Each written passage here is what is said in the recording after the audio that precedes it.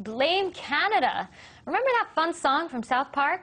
Well, now some people are blaming Canada, or at least its government, for promoting itself using public money and the internet. Apparently, the Harper government has been monitoring political messages online and also correcting what it considers misinformation. Radio host Alex Jones is in Texas, and he joins me now for more on this story.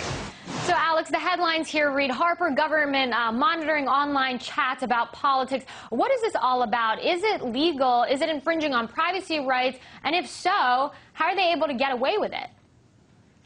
Well, it is true that this is going on, and there's so many facets to it. And as they say, this is only the tip of the iceberg.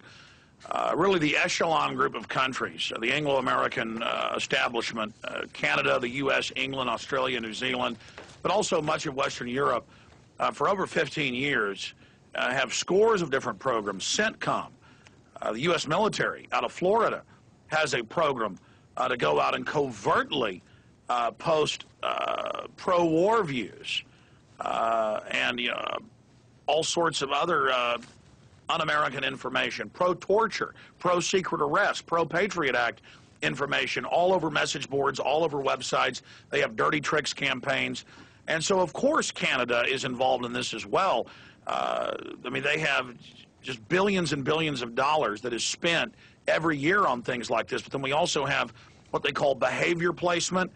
Goes further than product placement, where government pays to have certain messages in sitcoms and dramas and in movies. So what's happening is the people are beginning to realize that this is going on, but this has been happening for a long, long time. And the bigger issue just isn't privacy.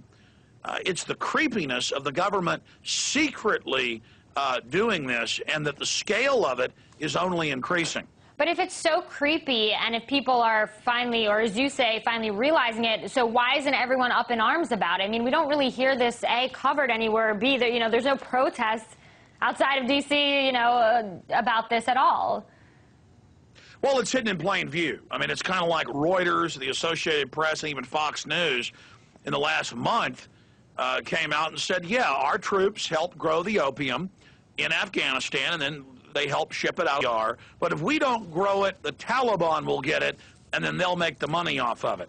I mean, that's the type of garbage that goes on. So, yeah, they're in plain view with the new Supreme Court nominee saying she's for banning free speech, she's for banning the First Amendment, she's for banning the Second Amendment. Alex, let's get back on topic here, about this Canada thing. I'm just trying to... face is what I'm saying. Right, I'm trying to understand, is this something within Canada? I mean, if you or I write something bad, are they going to monitor this as well, or is this something internal with the Harper government? No, this has been going on long before Harper. I ship books and videos that we have on our online video bookstore at Infowars.com all over the world. They can get into communist China easy. They can get into Russia. They can get into Germany. It is hard to get a videotape, legal film into Canada.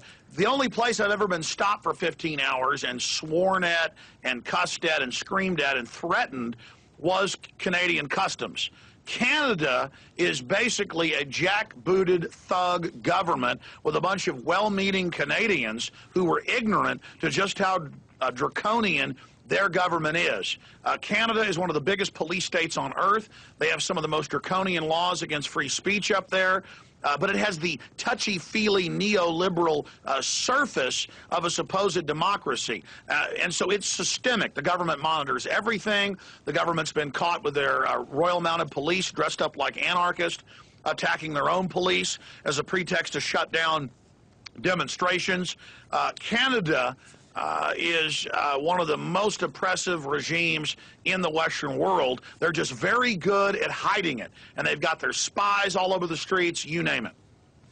Alex, I don't think I've ever seen someone speak so passionately about the Canadian government. Alex Jones live there for us in Texas.